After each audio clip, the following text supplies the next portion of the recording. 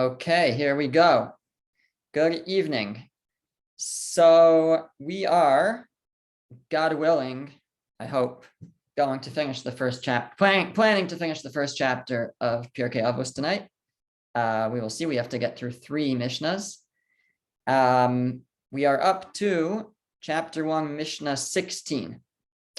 And the Mishnah says as follows. It says, Rabban Gamliel haya omer. Rabban Gamliel used to say, Aseh lecha rav, make for yourself a teacher. Now, interestingly, we already had this teaching in an earlier Mishnah, Aseh lecha rav. Again, I translate as make for yourself, appoint for yourself a teacher, that we saw actually other ways that it could be translated, and we may actually touch on them again. But we did have this in an earlier Mishnah as well, the exact same phrase, although it was in the following phrases were different. So here he says, Aseh lecha rav, make for yourself a teacher, appoint for yourself a teacher, v'histalek min ha-safek, and avoid safek. Safek means situations of doubt or uncertainty. Ve'al tarbe le'aser omados. That simply translated is do not, tarbef comes from the word harbe, like a lot. Do not do this a lot. Here we translate as don't make a habit. Le'aser from the word like ma'aser, or the word eser, eser is 10. Ma'aser means to take a tenth, to tithe. So le'aser, to tithe, to take a tenth, omados, by estimating, by omed, by just an evaluation, an estimate without counting it out. That would probably be the most basic translation. So Rabbi Gamliel would say 3 things. Again, he certainly said many more than 3 things, but these were the 3 things that were maybe that he said regularly, most often, or that he held were very central, or it could be that it just connected to the previous teaching, as we'll see. So he said 3 things. Appoint for yourself a teacher, avoid safek, avoid situations of doubt or uncertainty, and don't make a habit of tithing by estimating. A person should count out their produce before tithing. Okay, so what does this mean? So again, we're going to be working with the commentary Midrash Shmuel or Shmuel Dovzida, and not surprisingly, he has many different approaches to this Mishnah. So his first approach is Aseh lecha rav, make for yourself a teacher, meaning a person should have one specific designated teacher. Why? Because if a person's learning from so many different teachers, so then one teacher will say one thing, another rabbi will say a different thing, and one rabbi will say, so this is permitted, one will say it's forbidden, and then we won't know what to do. We're going to be confused, and we'll be in a situation of safek, of doubt, of uncertainty. So the teaching would be, appoint for yourself a specific rabbi, a specific teacher, and then you'll be able to avoid doubt. So that's the connection between those 2 phrases. And then the final phrase actually takes a very unique spin on it. The final phrase here is, the final clause is, al tarbeh, do not increase, le'aser omados. So we translated it, which is how most take it. It means to tithe by estimating. However, here he takes a very different spin. Again, he's working with this approach that a person should not have numerous teachers. They should designate one teacher, and that way they won't have doubts or uncertainties because there won't be conflicts. They'll have one path, one derech, one way, one approach, and do not accustom oneself, make a habit of being me'aser omados. Again, up till now, simply translate, it means to tithe by estimation.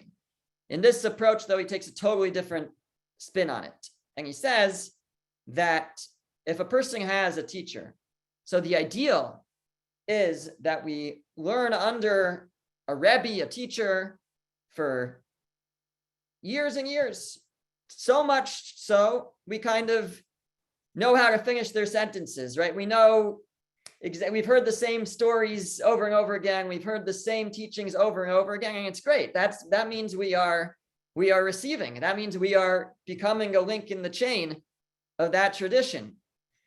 And ideally, we want to be able to come to a point, reach a place in life where we can say, in this situation, what would my rabbi tell me to do? What would my rebbe say? How would they address this situation? And be able to evaluate a situation and know, how would my teacher respond here? What would they do? What would they say?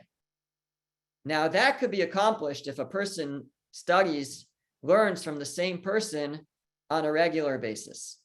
But if a person is going around constantly to different teachers and grabbing a little bit from here, a little bit from there, and never develops one path, one approach, so then they'll never really have that tradition, that ability to look at a situation and say, this is what my teacher would say. This is what my rebbe would say to do over here.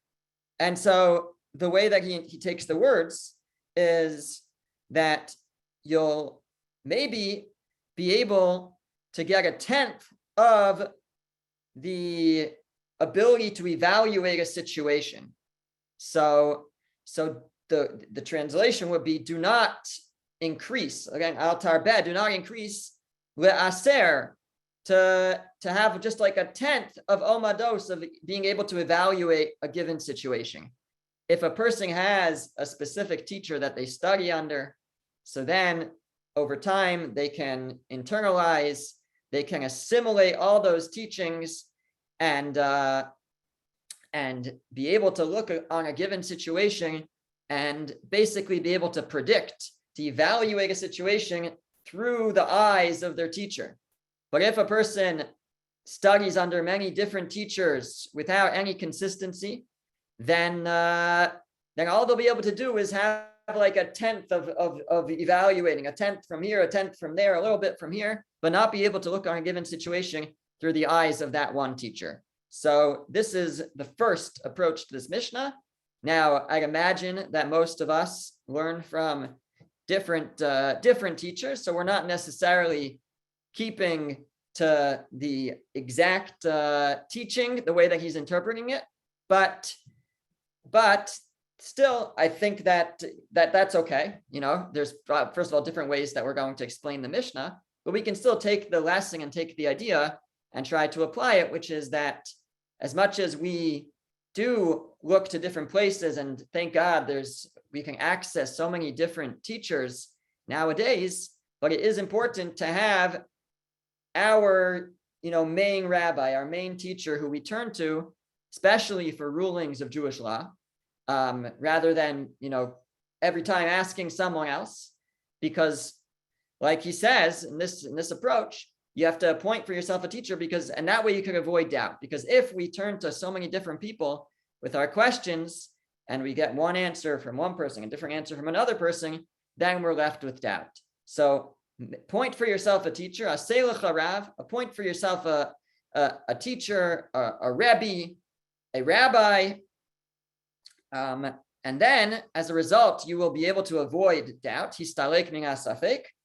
And then also another result is al tarbeh la'aser amados. You won't have to increase. You won't have to just be evaluating with like a tenth of the perspective of each teacher that you've gone to, because you have one teacher and you can really try to apply their perspective to a situation that to different situations that we inevitably will face in our lifetime.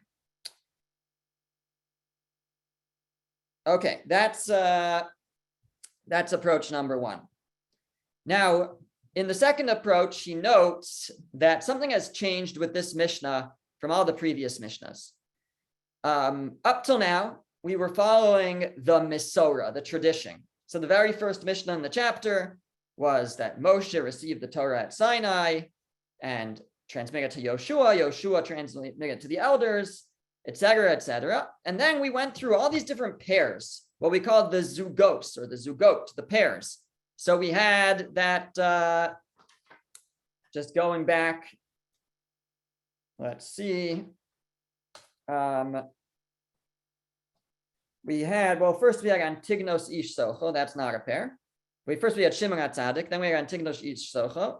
But then after that, starting from the fourth Mishnah, we had Yosei ben Yoezer and Yosei ben Yochanan. That's a pair. They accepted it from them. And then after them, we have Yoshua ben Prachya and Itai Harbeli, another pair. And they accepted it from them. And it uses that, it's a pair, and it uses the language Kiblu Mehem. They accepted it from them. And then we had Yehuda ben Tabai and Shimon ben Shetach. And then we had Shemaiah and Avtalion. And then we had Hillel and Shammai. And then finally, now we have two changes. First of all those names that I just mentioned, none of them were preceded by the honorific of Rabbi or Rabban. Beginning with this Mishnah, we have Rabban Gamliel, Rabbi Gamliel, our Rabbi Gamliel. That's for the first thing that changes. And secondly, it doesn't say that he received it from them. All the other ones, each pair would say they received it from them. Here, it doesn't say he received it from them. So the question is, why not? So there are different approaches, but the Midrash Shmuel quotes from the Lev Avos, and the Lev Avos says that, first of all, actually, to not have the honorific of rabbi before actually is an indication of greatness. Maybe it's sort of like we have to make up for the fact that we're not quite as great, so we have to apply the title rabbi starting from here. But before this, so he says it like, look in the book, look in the prophets, right? Look at Moses, right? There's no, it's not Rabban. We call him Moshe Rabbeinu, but the Torah doesn't call him that. The Torah just calls him Moshe. And in all the books of the prophets, all the Nevi'im, they're all just by their name, Shmuel, right? So etc. And even all these names that I just said from the beginning of the chapter, they're all without the preceding title, Rabbi, and that's because they don't need it. They sort of stand on their own without that title, and we also have that language up till now. They received it from them. They received it from them, and that what that indicates for us is that they were receiving the tradition, the Masorah, in a almost unaltered, unadulterated fashion, complete, without doubts, without safek, without machlokes, without debate, without disputes. We really only find the proliferation of debate and dispute in the Mishnah and the Talmud, beginning with the students of Hillel and the students of Shammai, what we call Beis Hillel and Beis Shammai. Hillel and Shammai themselves, not so much arguing. Once we get to the students of Hillel and Shammai, that's where we begin to see a lot of debate, which means really there's the beginning of doubt and uncertainty, where the Masorah, the tradition, is a little bit confused at that point. And we have to work things through more and try to seek proofs and use logic to come to the correct conclusions. So, and that begins here. So that begins with the students of Hillel and Shammai. The last Mishnahs that we just did last week were Hillel and Shammai. This is post Hillel and Shammai. Rabban Gamliel, I think, was a grandson of Hillel, and this is really where that type of situation begins, which is why we, first of all, don't have the language of Rabban Gamliel received it from them, because he didn't receive it in that same intact fashion as had been passed to the previous generations. And secondly, that's why we all of a sudden have him with the title of Rabban, of Rabbi. Now, does that have anything to do with this Mishnah, with what he's actually saying, or is that just incidental? So the Midrash Shmuel, based on building off of this idea of the way of Avos, he wants to read that actually into the Mishnah. And the Mishnah would be saying as follows. So Rabbi Gamliel, he now realizes that in his time, there's now doubts and uncertainty, there's more debate, there's a lack of clarity in the tradition, and there's a necessity for delving deeper, let's say, and seeking proofs and more contemplation to try to arrive at the truth. So he says, Aseh lecha rav, make yourself a rav, make yourself a teacher, meaning explore, try to solve, try to arrive at the truth on your own through study, through exploring the teachings, through comparing the teachings. And that's really what we do in the Mishnah and the Talmud a lot, is we have one tradition, it says, this Mishnah says this, but there's another Mishnah that seems to contradict it. How do we reconcile? How do we arrive at the truth? So it's kind of a balancing act. And then we have what we call a brisa. A brisa is like a Mishnah. It's from the same time period, just wasn't included in the Mishnah itself, but it's a tradition, a rabbinic tradition that we have. And again, we have to try to fit all these pieces together to try to find the truth and try to find the answers. So Rabbi Gamliel says here, where he is kind of at this point in history where the tradition, the Masorah, is beginning to become a little bit confused, and there's a necessity to really delve deep and explore and compare. So here he says, Aseh lecha rav. Each person has to make themselves a teacher, so to speak. Each person has to explore and delve deep. And that way, that way we can avoid these doubts. We can overcome our doubts. And he says, now it's possible. A person might say, listen, I don't know what to do. I have a question at hand. I don't know what the Torah tells me to do. I'll just be stringent. And sometimes we have to do that if we're not sure if something is permitted. So we'll say, well, for now, I'll be stringent, right? Until I find out if it's okay.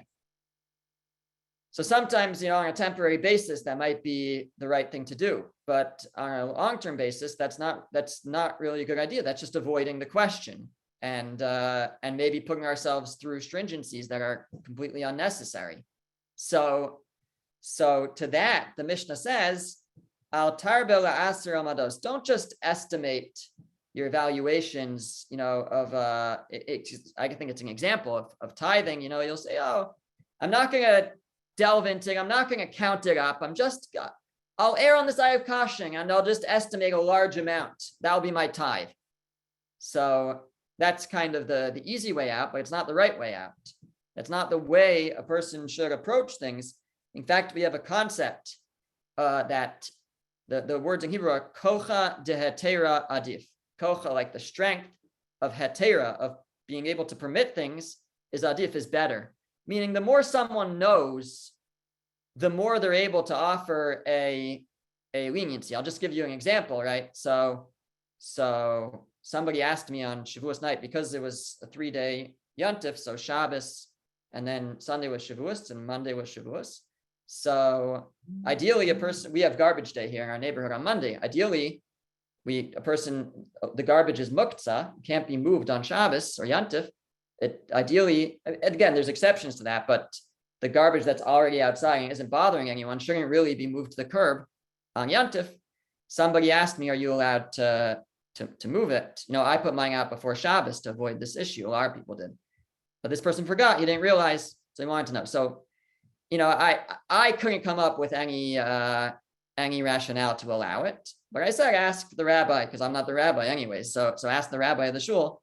And I had a feeling he had something. I kind of knew that he had some way that it could be done, and he did. It's I think the way that he has is something that could be debated, but sometimes a little extra knowledge can actually allow you to be lenient. I couldn't say you could be lenient because I didn't have a rationale to allow for leniency there, but somebody with a little more knowledge may be able to come up with a rationale for leniency. So Rabbi Gamliel is saying, we're in the beginning of this shift in history. We just passed the period his grandfather of Hillel and Hillel's partner in learning and study, Shammai, and from there on begins sort of almost an explosion of questions and debate. And Rabbi Gamliel, the grandson, is facing this scenario, this new scenario. And he says, first of all, Aseh lecha Rav, we have to make ourselves teachers. We have to be able to really dig in and investigate. And secondly, and that way, histalek min hasafek, and then we'll be able to avoid these questions and these doubts. And finally, he says, though, don't just be lazy and don't just say, oh, I don't know, so I'll be strict. So that may be a temporary solution sometimes, but he's saying a person has to, don't just say, I'll just tithe extra, forget it. Like I can't figure this out, so I'll just be stringent. No, that's not the right approach. The right approach is to really delve into the topic and find and discover and learn about all the different questions and all the different parts to it, and then a person can give a proper ruling, whether it's to err on, to be stringent, to be lenient, whatever it might be. But only with knowledge can we really be able to offer answers to the questions, and avoiding the question and just saying be stringent is not a good approach. Okay, very good. So that's number 2. Number 3. Rabbi Shapps, I'm sorry, Yeah. I do have a question, sort of Please. bubbling around. I was just trying to think about, historically what would have happened that would have caused, so to speak, this suddenly, I guess it wasn't really sudden, but Right. maybe had to do with now that things were starting to be written down. I don't know if it was that same time period when they were. Right. When, so I think if anything, maybe it's the opposite, that things started to be written down for the same reason. Once the tradition was becoming less clear, so there was a need to write things down. But was it associated maybe with the destruction of the Second Temple and people being? Yeah, so Rabbi Gamliel did live around that time. There was, and definitely all of the political upheaval and the Romans and the destruction, all of that contributed to it. I think Rabbi Gamliel was alive, though, during the time of the Second Temple, but it was towards the end. Things were definitely absolutely crazy, and that's probably part of, a major component of it. Okay, but here's my real question then. Is it possible that before that time, there may have been different traditions without people really realizing it because of people having oral traditions, but in different places? Right. And it was only when things started to be written down, like you said, that people realized, oh, we have these different traditions. Right. I don't know. Yeah, I don't know if that's possible or not. I really don't know. So okay. I can't say it's impossible. But okay. I really don't know anything. All right. Thank you. Yeah, I mean, interesting though. But okay. Okay. Approach number 3, says the Midrash Shmuel, Aseh lecha Rav, make for yourself a teacher, means that a person has to trust their Rebbe, their teacher, their rabbi. Doesn't mean they can't ask questions, but we can't doubt everything that we're told. Then we don't get anywhere. But we have to trust our teachers and rely on them. And that's histalek min hasafek. Then you avoid doubt by trusting them. And because otherwise we really, if everything that our teachers tell us, we just kind of shrug off and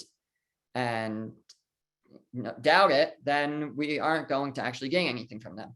So that's aseh lecha rav. Appoint for yourself a teacher who you'll trust, and then you'll be able to avoid doubt. A very similar idea I saw quoted from a Hasidic Rebbe, Rav Shmelki of Nikolsburg. This was in the Art Scroll, but very similar. Appoint for yourself a teacher who will help you avoid doubt, meaning doubt in terms of your faith. Somebody who can help you overcome doubts in our faith. That's a teacher that we should turn to. Maybe someone who inspires us, someone who we think has a good head. Whatever the conditions, the criteria that would be necessary for us to trust them, but not just trust them in general, but he says specifically in matters of faith, and but that's along the same line. So aseh lecha rav, appoint for yourself a teacher, and as a result, you'll be able to avoid doubts, but also appoint someone who you'll choose a teacher who you'll trust, but then trust them. Because if you don't trust them and everything they say you're doubting, then you're not going to really be able to gain anything. So, Rabbi, do you mind if I ask you a question then?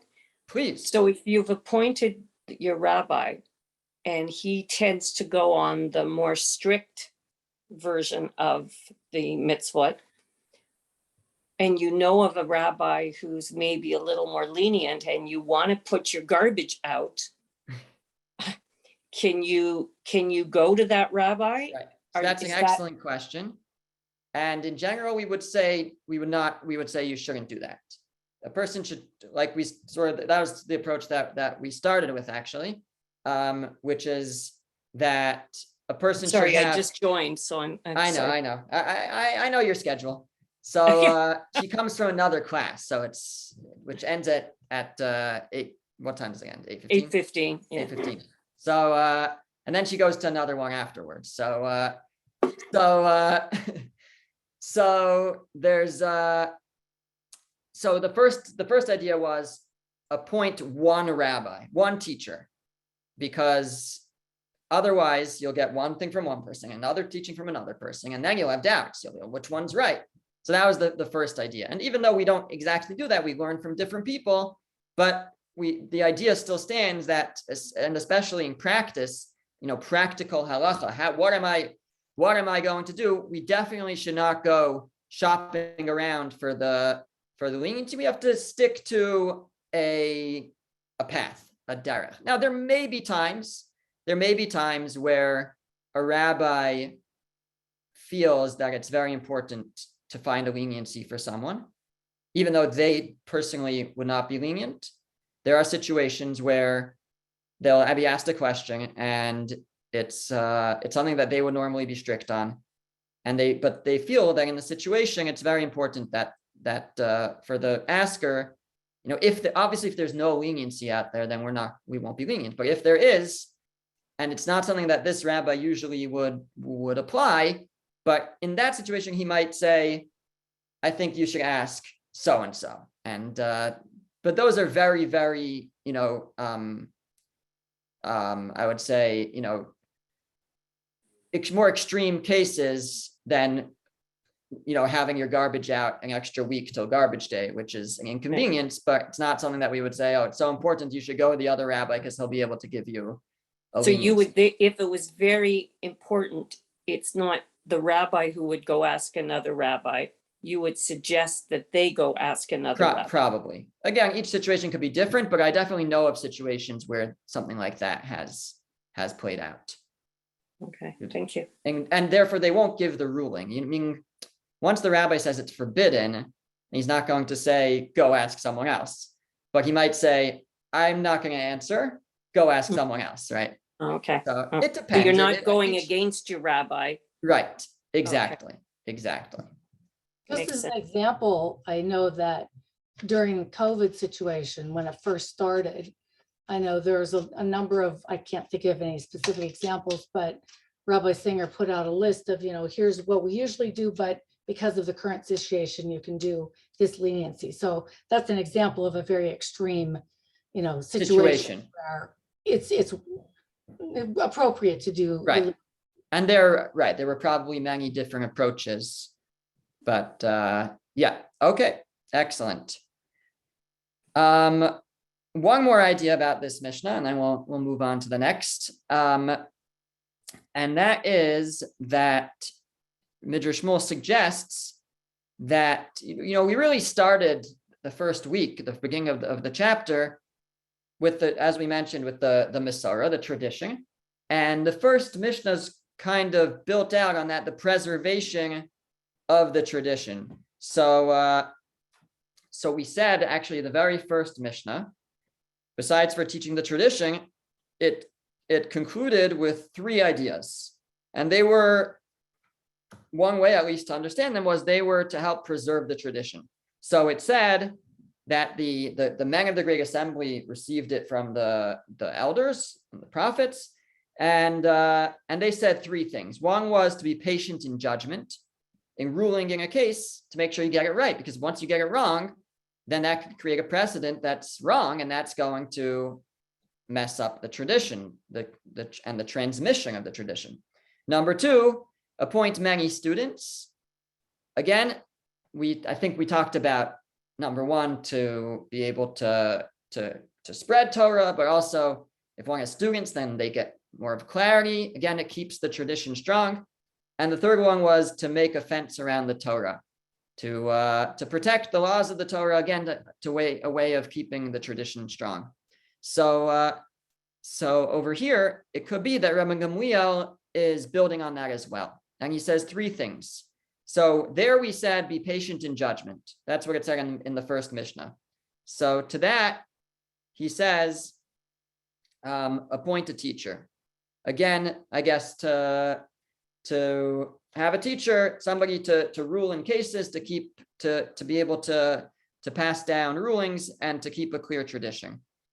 The Mishnah had said, the first Mishnah, appoint many students. So to that he says, avoid doubt, meaning through having students, we avoid doubt because students question and they help clarify. So so appointing students helps avoid doubt. And finally, we said, put a fence around the Torah. And to that he says, don't just evaluate, don't just estimate when it comes to tithing. And that's just an example. Don't just guess your answers. Don't just, the rabbi shouldn't just be ruling based on whatever comes to mind, because then it becomes an embarrassment, a disgrace. People realize like he's just speaking whatever he thinks. He's not representing the tradition of Torah. And that causes people to move away from Torah. So a teacher, he's saying, should not just estimate answers, estimate tithes. That's just an example. He shouldn't just throw something out from his own opinions, but his opinions should be based in a tradition and based in Torah. Otherwise, it's an embarrassment to Torah. It's a disgrace to Torah. And it causes people to move away from it. So these 3 teachings would be corresponding to the 3 teachings in the first Mishnah about the preservation of Torah. So to quickly summarize those are different approaches here in this Mishnah. So it says, appoint for yourself a teacher, avoid doubt, and don't tithe through estimation. So the first approach was a person should have one main teacher that they go to for answers. If not, they end up with different answers, and they have doubts, they have uncertainties, and also they will end up with a 10th of evaluation, meaning they won't have the ability to say, this is what my teacher would say, this is what my Rebbe would say, because they don't have a Rebbe, they don't have a teacher, because they have so many. And rather, a person should try to learn primarily, according to this approach, at least from one person, and that way they can view the world through that person's eyes and perspective, and not just a 10th of evaluating and guessing what they would say. Secondly, we said that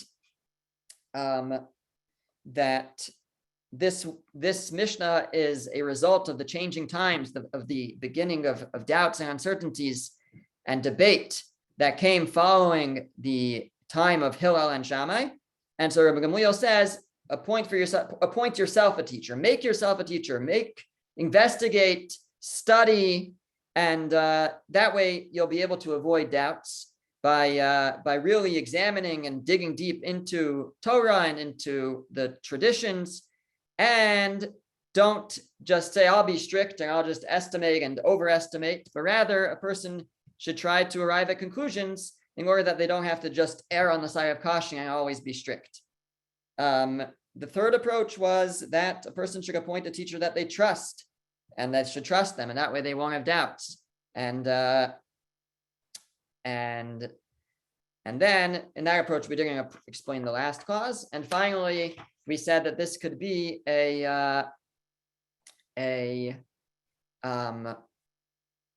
connected to the very first Mishnah about ways of preserving Torah, ways of preserving the tradition. Appoint for yourself a teacher, have many students, that way one can avoid doubt. And lastly, don't just, a teacher shouldn't just make things up and just estimate on their own, but rather should speak from the tradition. If not, then they are opening up the possibility of disgracing Torah and having people move away from Torah. Okay, so that's the end of Mishnah number 16. Moving on to Mishnah 17, Mishnah Yud Zayin. Shimon bino Omer, Shimon his son, the son of Rabbi Gamliel, says, Kol yamai gadalti ben hachachamim. All my days I grew up amongst the sages, right? An illustrious family, the son of Rabbi Gamliel. V'lo matzasi laguf tov elashtika. And the only good thing I found for the guf, for the body, is silence. V'lo hamidrash hu ha'ikar ela hamaseh. And the main thing isn't study, the main thing is action. V'chol hamarbe dvarim, and somebody who talks a lot, abounds with too many words, mevi chet, brings about sin. So some very important, just on their own, without getting too deep into it, right? Ideas, obviously strong language. I haven't found anything better than silence, but we understand how, the importance of silence, the ability to listen, the ability to hold back from saying things we shouldn't say. Silence can be very important. Study isn't the main thing. Action, study is very important, and Torah study is a mitzvah in itself. But if it doesn't translate into proper action, then we're missing the boat. And finally, if a person speaks too much, then they bring about sin. So the first idea the Midrash Shmuel brings is, first of all, why does he say I grew up among the sages? Why is he throwing that in here? So he's trying to say, trust me. I'm coming from a place of knowledge. I'm coming from a place of experience. I grew up among the sages, and I've seen a lot, and I've heard a lot, and the greatest thing I found is silence. And this could be understood in many different situations, but the first situation he addresses is that if a person is insulted, somebody says something that's not nice to us. So of course, there are times where it is necessary to speak up and not allow ourselves to be bullied or hurt. But sometimes the better response is actually silence, and sometimes the other person is looking for us to hit back and to start a fight. And the best thing we could do actually is to walk away. And he quotes an old saying, apparently, that the best way to fight someone who speaks badly is to be silent to them. That's the best way, because they really want you to say something back so that they could say something back. And so often silence is the best answer. And this is certainly true also in the realm of the internet, of comments and all of these things. Sometimes it's just not worth it to get into a an argument on you pick your social media platform, and just either turn off comments or just ignore.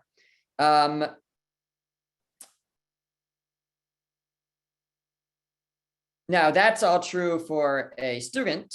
Now, of course, a teacher has to teach, right? They have to speak in order to teach. But still, even still, they still should limit their words. And this is something we've mentioned in the past, that a teacher should try to teach in a way that isn't confusing. A person gives too many different examples or too many, speaks in too many words, doesn't speak in a concise manner, it may become unclear. So too much talking could also, on the part of a teacher, could also lead students in the wrong direction.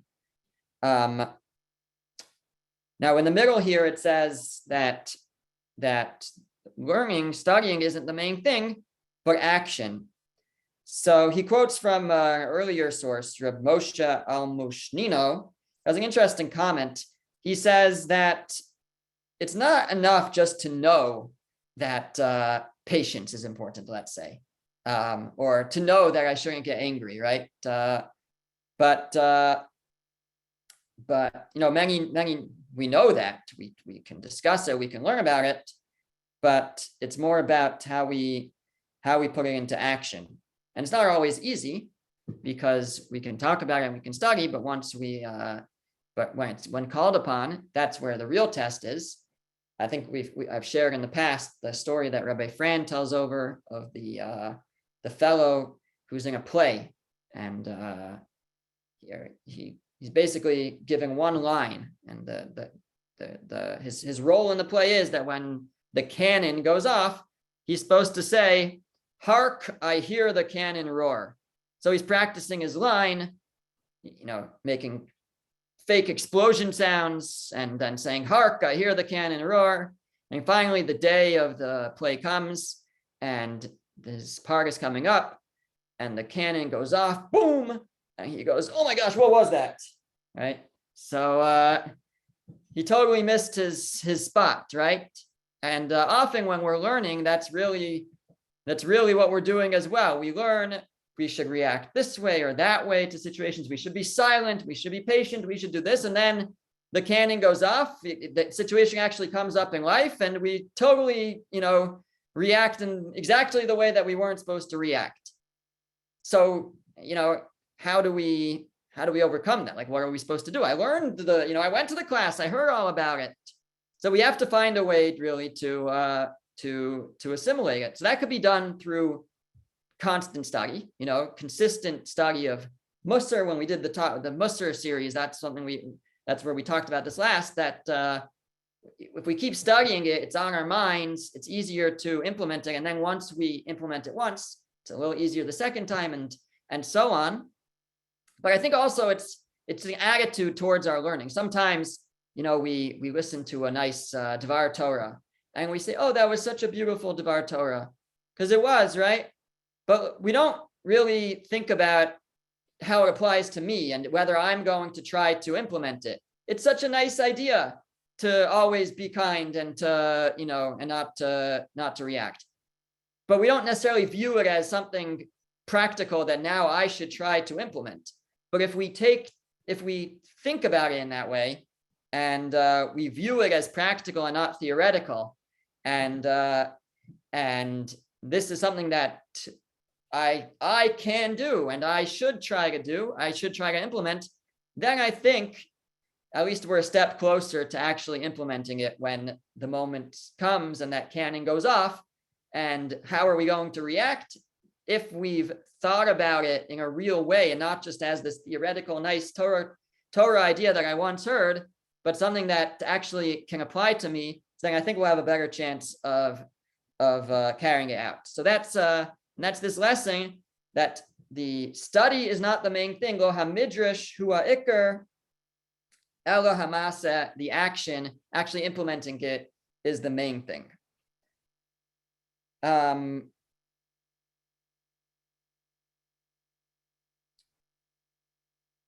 Okay, let's go to one more idea. Maybe we'll do two more actually on this Mishnah. So in another interpretation, he picks up on the word guf. A guf is a body. It's something physical as opposed to the neshama, the soul. So it says in the Mishnah specifically that I didn't find anything better for the guf, for the body, except silence. Silence is great for the body, not always for the soul. In other words, we have so many uses for our mouths, for our soul, right? Torah study, teaching Torah, praying is all done with our mouths. Don't be silent. Pray, right? Teach Torah. Don't be silent. So what's the Mishnah saying? The Mishnah is saying that when it comes to matters of the guf, of the body, that's where silence is great. Meaning, a person shouldn't be talking about all the material things that they need or that they want, and be very focused on all the material things of this world. That's where shtika, that's where silence, there's nothing better than silence when it comes to this. And this reminded me of a beautiful approach to a verse in Proverbs, in Mishle. The verse says that for silver, the way to refine silver is kesef, that's silver. The way to refine silver is a crucible, some kind of furnace. Also for gold, it also says for a furnace. And then it says, and that's how you bring out sort of the beautiful parts of it, the main parts of the gold. You get out all the impurities, you bring out the gold and the silver without the impurities. And then the verse says, V'ish lifi mahalalo, and a person according to his praise. So what does that mean, a person according to his praise? Meaning you find sort of the essence of a person in his praise. So some understand that to mean the way that people praise someone, that tells you who they are. If people say that somebody is a great person and so nice, etc., then they probably are. That's how you can discover the essence of someone. That's one approach. The other approach, though, Rabbeinu Yonah says that it means a person according to his praise or her praise, meaning according to what they praise. That's how you could just learn about a person. Based on what they praise, what do they talk about? What are they focused on? What are they always talking about? If they're always talking about the neighbor's car or this or that material possession or this celebrity or that, right? So they're probably not focused on that will tell us what is the essence of that person. What are they focused on? What's important to them? But if a person spends their time praising, people who are involved in acts of kindness and praising people for their wonderful personality and just speaking in positive terms and praising God and praising all the things that are actually important in life, so that can tell us about the essence of a person. So here the Mishnah is saying that a person shouldn't that there's nothing better in terms of the body than silence. I mean, things related to the physical world, we don't have to, there's nothing better than silence about that, because when we talk about these things, so it makes it seem, or maybe it indicates that that's what's important to us, when really it should be our character and spiritual pursuits that should actually be important to us. And finally, one more idea about this Mishnah is that we can actually, he quotes from Rabbi Moshe al-Shakar, that we can connect this Mishnah to the previous Mishnah. So the previous Mishnah, which was his father, actually, this is Shimon Beno, the Mishnah starts. Shimon, the son of Rabbi Gamliel. So his father said, Aseh lecha rav, appoint for yourself a teacher. So he said, I learned amongst the sages. All my days I was raised amongst the sages. So he had that. And his father said, avoid doubts. So he said, I have not found anything better than silence. So that could be interpreted in different ways. The way he actually interprets it is that I would not give a ruling in front of someone who was greater than me. I would be silent. If there was someone who knew more than me, then I would be silent. And that way I got the right answer. That way I could hear the correct idea, and I wouldn't be overstepping and over speaking someone who knew more than me. And that way I could avoid doubts. And corresponding to what his father said, that one should not evaluate or estimate in their tithes. So he says that one approach to that is that speaks about someone who kind of just like gives a ruling without really thinking it through. And it's just a way of looking good, making themselves look smart and sort of stepping beyond the boundaries of where they're supposed to be commenting. And to that he says that no, that's not the main. It's not about what you know or what people think you know. It's really about how you act, and it doesn't matter whether people call you wise. That's not what's actually important. It's not the study itself that's important, or only the study. It's also the way a person actually acts. So according to this, these are all responses, or not responses, but building on what his father had said. His father said, appoint a teacher. He said, I grew up amongst the sages. His father said, avoid doubts. He said, I was silent in, there's nothing better than silence. That way we can learn, we could avoid doubts. And his father said, a person shouldn't jump ahead and start and to estimate a tithe, which he's interpreting to mean a person shouldn't like jump the boundaries and try to make a ruling, even if there's not their place, just to look smart. And to that he says, that's not the main thing. It's not just about the looking smart. It's more about what a person actually does. It's not just about midrash, about learning. It's about maseh. It's about teaching. So here we had, again, a couple of different ideas about this Mishnah. So the first one was that he said, there's nothing better than silence when dealing with someone who says something not nice to us. Best way to fight that is just to be silent. And they might be looking for us to fight back. And we should, again, there's exceptions to this, but in many situations, the best thing is silence. But that being said, a teacher obviously needs to teach, and silence isn't always is not always the right thing. But the teacher should not speak too much, should not overspeak. And we said it's not just about study, it's about implementation, it's about action, being able to say the right lines when we hear that cannon roar, to be able to respond to those situations in the right way.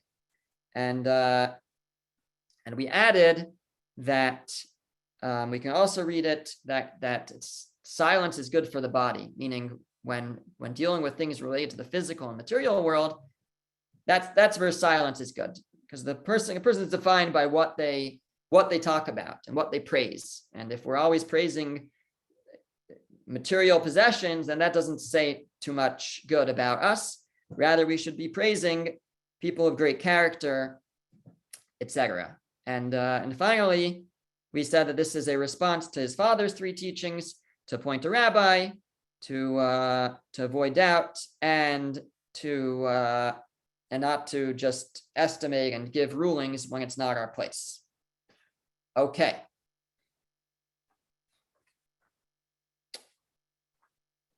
All right, I'm going to go for it. We'll go for the last Mishnah, and we'll just get in whatever we have time for. So finally, Rabban Shimon ben Gamliel said, this is Mishnah 18, on 3 things the world stands: on din, al adin, on justice, ve'al ha'emes, and on truth, ve'al ha'shalom, and on peace. As the verse says in Zechariah, emes u'mishpat, truth and justice, shalom, or mishpat shalom, and justice of peace, shiftu b'sharechem, you shall judge in your gates. So Rabban Shimon ben Gamliel says there's 3 things on which the world stands. Now, we had a Mishnah, the second Mishnah, I believe, in the chapter, that said the world stands on 3 things. on Torah, on Avoda, and on Gemilas Chasadim, on Torah, on service of God, and on acts of kindness. Now it happens to be, just look that up for a second, that there are different, that was in the second Mishnah. So there it said on three things the world stands. The way that I have it here also says that there are three things on which the world stands. There are those who had a different version of this Mishnah. It didn't say the world stands on three things, but rather the world is sustained by three things. Al shlosh dvarim ha'olam kayam, which is slightly different. The world is sustained by three things. So we'll have to see, I guess, what the difference would be. So Rabbeinu Yonah says that the first Mishnah that said the world stands on Torah, on service of God, and on acts of kindness was talking about the purpose of the world. The world was created for the purpose for people to study Torah, perform acts of kindness, and serve God, all of which bring us close to God and brings about the purpose of creation. This is talking more about what sustains the world. According to many, it's just on a societal level. In order for society to function, we need justice, we need truth. People have to be honest with each other, and we need peace. Otherwise, society can't really function. So the Mishnahs could be really speaking about very different things. The first Mishnah was the purpose of the world. This Mishnah is about sustaining the world, having functioning society. You need justice, truth, and peace. The Midrash Shmuel suggests something very interesting, and he says that this Mishnah was meant to be post-temple times. The first Mishnah said the world stands on three things: Torah, Avoda, and acts of kindness. What's Avoda? So Avoda is service. What kind of service? So it's possible that it specifically refers to temple service, bringing offerings, etc. So Midrash Shmuel suggests that this Mishnah is meant to replace that specific leg of the. We have like three legs here. Torah there still is after the temple is destroyed. Maybe not on the same level, but there's still Torah. Acts of kindness, there's still acts of kindness, but there's no temple service. So that's what this is coming to replace. And that is that justice, peace, and truth replace temple service. In what way? So he says that, just have to find it, as follows. The first one is that when we can't bring offerings, so there's different types of offerings. So some offerings are for sin offerings. A person does a sin, so they bring an offering for an atonement. We can't do that if we don't have a temple. The second is there's voluntary offerings. A person promises to bring an offering, and then they fulfill that promise. And the third is, and there are other types, but another kind is peace offerings, that ashlamim, to create peace between us and God. So corresponding to that, Rabbi Shimon Gamliel says that in order to make peace between us and God, what we can, without offerings, without being able to bring a peace offering, we can make peace between ourselves. The world is sustained by three things. The replacement for the peace offering is having peace amongst ourselves. When God sees that there's peace amongst ourselves, so then there's peace between us and God. Secondly, corresponding to our inability to bring voluntary offerings, where we would promise to bring a offering and then fulfill that promise. So a person has to be careful about truth and honesty, integrity. So if they promise something, they have to fulfill it. And in particular, a person promises that they'll pledges to give charity of some sort, so they have to follow through with that. And so that corresponds to the ability to bring voluntary offerings.